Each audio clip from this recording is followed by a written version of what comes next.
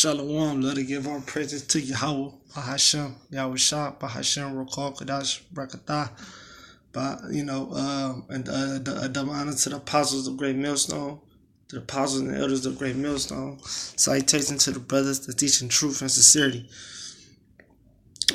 This is Lord battles, just going in Isaiah that says the 7th chapter, just read up on some little history read some history of it. It's a spiritual chapter. I'm gonna just start at 1. And it came to pass in the days of Uzziah, of Ahaz the son of Jotham, the son of Uzziah, the king of Judah, that Rezin the king of Syria and Pekah the son of Remaliah the king of Israel ran up towards Jerusalem to war against it, but could not prevail against it. We live. So this is the times when the king of Syria, which also you would come across the word Aram. That's another word for Syria. And Pekah, the king of Israel, they was in alliance. They was coming against Israel, man. Well, they was coming against Judah, man. And it, they could not prevail against it because prophecy still had to play out. Just like Samuel told, David that the house of David basically was going to stand forever, man. And it was told that the house of David, saying Syria is confederate with Ephraim, and his heart was moved, and the heart of his people, as the trees, the wood are moved with the wind. Right, that was afraid because prior to this, there was much damage being done in Judah, and they couldn't prevail against them. But they constantly was making war with the house of David, Syria, and Israel. I'll give you some examples. Go into some little of that history. That's not the fun. Y'all wanna watch videos about some fun shit. You might as well go on and click off my page. Go into a little bit of history.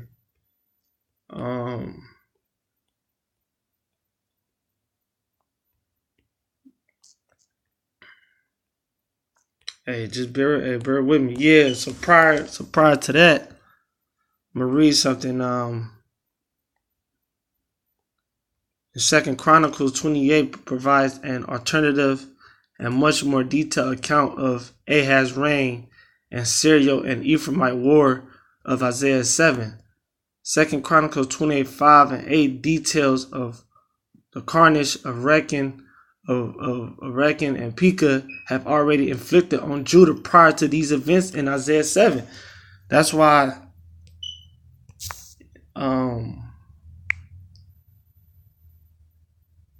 in verse 2 it say it was told the house of David, saying Syria is confederate with Ephraim, making they is together, and his heart was moved.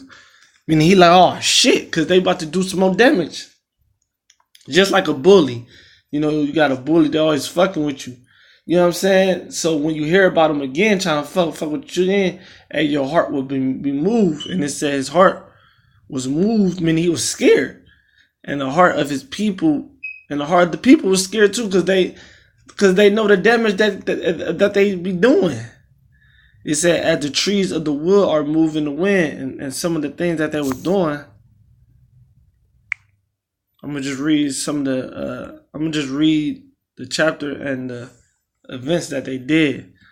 It say in 2 Chronicles 20:5, King Rezin and the king Rezin of Aram, which is Syria, takes captive a great number of Judeans and exiled them to Damascus. So that's one thing that they did. 2 Chronicles 28:6, the king Pekah of Israel slayed 120,000 men of Judah in one day. So that's another thing that they did. In the next verse, still in 7, Ahaz the son is killed. So his own son is killed by a mighty man of Ephraim, along with 2 other close officials of King Ahaz. And another thing they did, Israel carried away 200,000 women, sons, and daughters of Judah, along with great deals of spoil.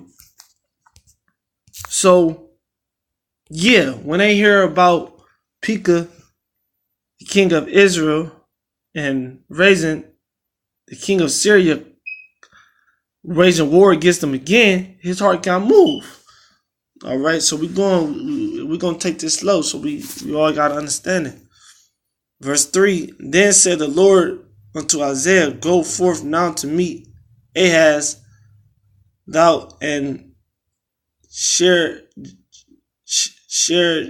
just thy son, at the end of the conduit of the upper pool in the highways of the fuller field, and saying unto him, Take heed and be quiet, fear not, neither be faint-hearted, for the 2 tails of these smoking firebands, for the fierce anger of Rezin with Syria and the son of Remaliah.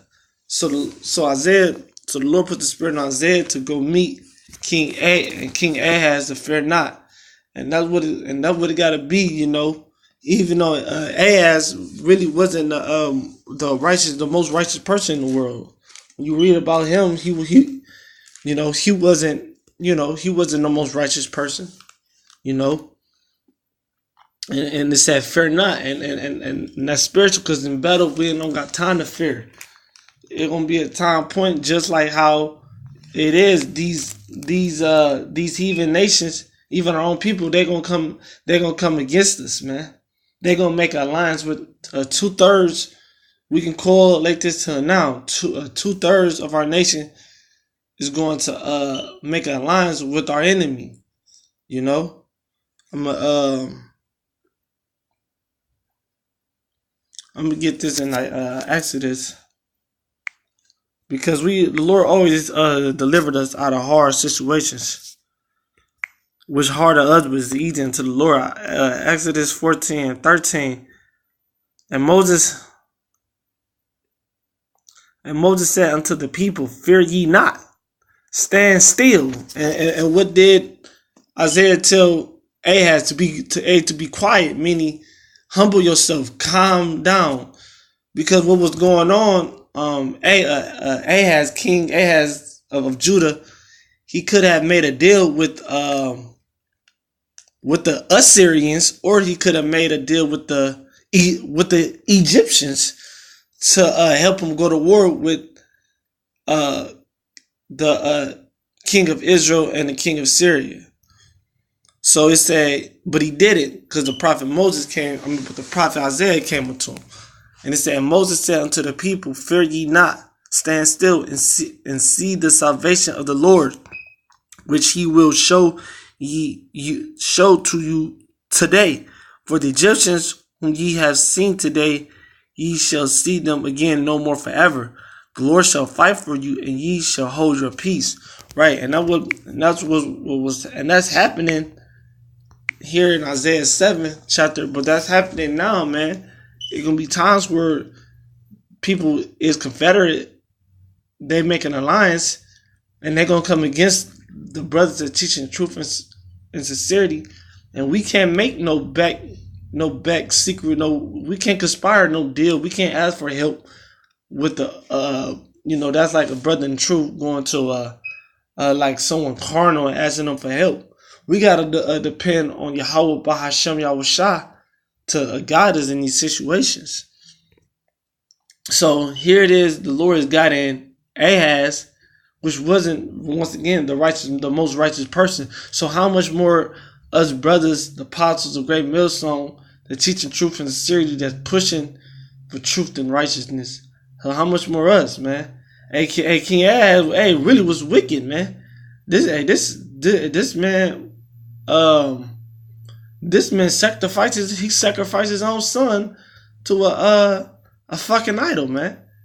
From my understanding, reading about him, he gave his own son unto the false idol Molech, man, which is nothing but empty vessel, man. And he sacrificed his own son, so he practiced adultery. So this man wasn't the most righteous person, man. He was, he wasn't the most talked about righteous person, man. And the Lord told him not to fear not. Prophecy had to play out. Verse matter of fact, I'm gonna get back up some of my statements. Lamentations 3:26. This is Lamentations 3:26.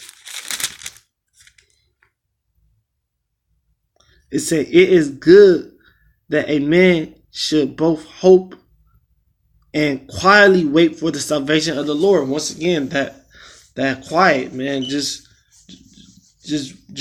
be of calm mind, and just believe that Yahweh Bahashem, Yahushua is going to deliver you out your situation.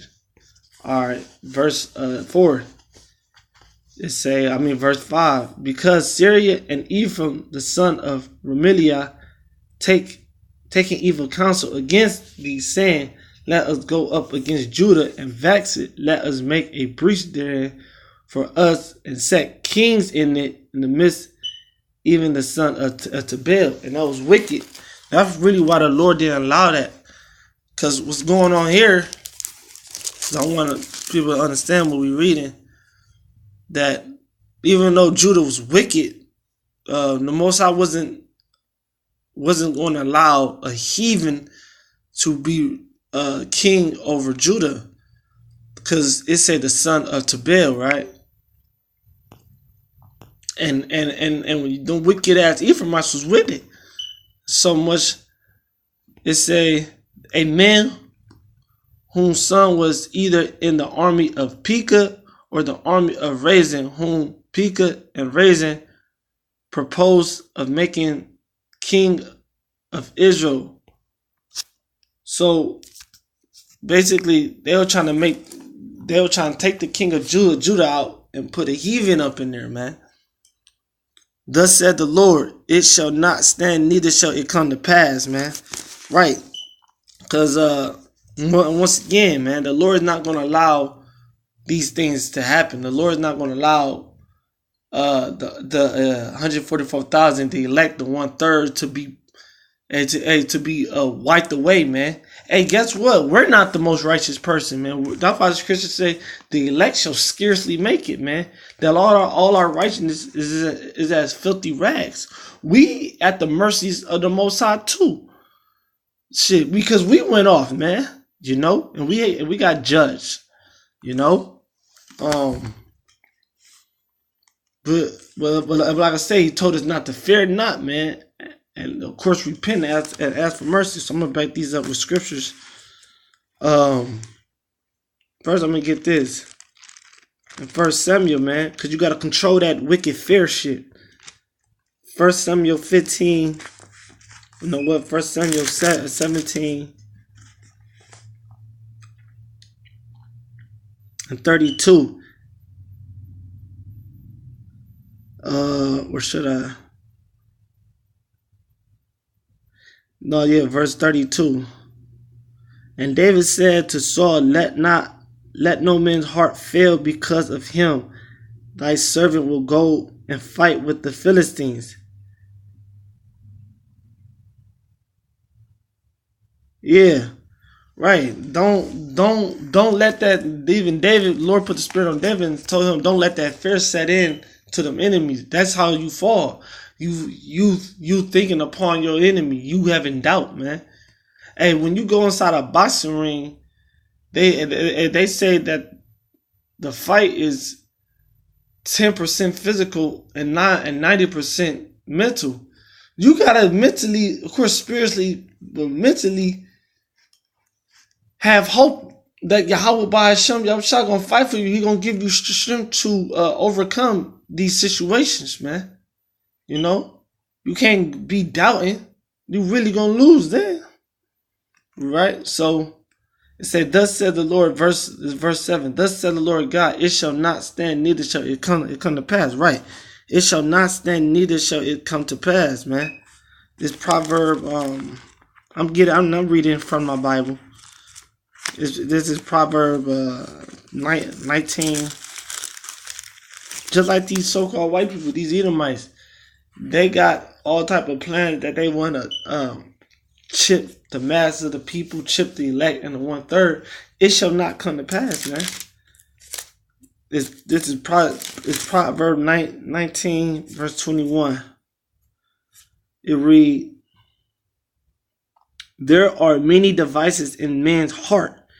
Nevertheless, the counsel of the Lord that shall stand. Right, the counsel of the Lord that shall stand. The Lord's going to the Lord counsel is going to stand. Righteousness is going to reign upon the earth. Wicked is have nothing but have a short time, a short ruler. That's the counsel. See, man's counsel is wicked. They can think what they're going to do all day long, but in reality, the Lord is going to reign. In reality, we living in the last days where the Lord is going to destroy the beast, the NATO and the EU army, these Edomites, the so-called white man armies. All right, the Lord's going to destroy America with 200 million missiles. That's the reality of the situation. The Lord is going to the Negroes, Latinos, and Native Indian descent in a whole is going to be saved. On the other side, they're going to come back in righteousness. But only on this side, the Lord only dealing with, once again, the Negroes, Latinos, and Native Indian descent, which is the part of the elect and the 1/3. That's not going to take the RFID chip. All right. And it's say, verse 8, for the head of Syria is Damascus. And that's why there's so much shit going on in Damascus now, man. In Syria now. That's why the Lord sending all type of missiles and bringing all hell in Damascus now, you know, for all the wickedness that they have done. And the head of Damascus is raising, and we're in 65 years shall Ephraim be broken, that it be not a people. And that's why Ephraim is so fucked up now too, man. The Lord got them in a delusional state for their sins and their iniquities, man. Now it say the head of Ephraim is Samaria, and the head of Samaria is Ramaliah, the sons. If ye will not believe, surely ye shall not be established. Right? Damn, if you will not believe, surely ye shall not be established. You gotta have faith in this, man. You gotta believe. You gotta believe. If you will not believe, surely you will not be established. That's plain. If you ain't got faith, surely you will not make it. In this truth, you're not gonna make it if you ain't got faith, man. This thing is not about evidence. This thing is about that faith. If ye will not believe, surely you will not be established, man. And King Isaiah, he wasn't believing for real, man. That's why I'm saying this is the thing of believing, man. And surely if ye not believe, surely you will not be established. You won't be a part of this thing. Let me get this in 1 Timothy.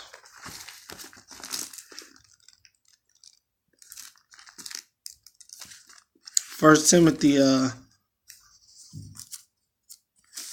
1:1-7. It reads,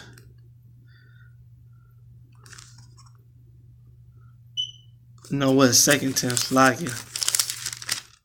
2 Timothy 1:7.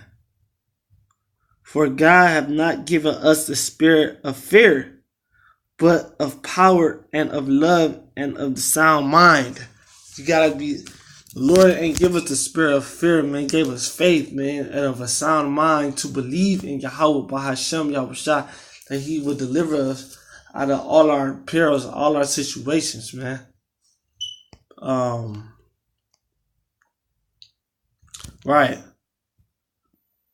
It say, moreover, the Lord spake again to Ahaz, saying, as the sign of the Lord thy God, as it's either in depth or in the height above. But Ahaz said, I will not ask, neither will I tempt the Lord. And he said, hear ye now, O house of David, it's a small thing for you to weary men, but will ye weary my God also? Therefore the Lord himself shall give you a sign. He like, look, fuck you, nigga. I'm going to give you a sign anyway. Behold, a virgin shall conceive and bear a son, and shall call his name Emmanuel. And that's the prophecy of Yahweh Shai coming on the face of this earth, man. Coming to redeem his elect, man. So look, I hope it was edifying with that. Let us give our praises to Yahweh Bahashem, Yahweh Shai. Bahashem, Rakal Kodash, Brakatah. Give honor to the apostles who gave meal songs, salutation to the brothers, teaching truth and sincerity. Shalom.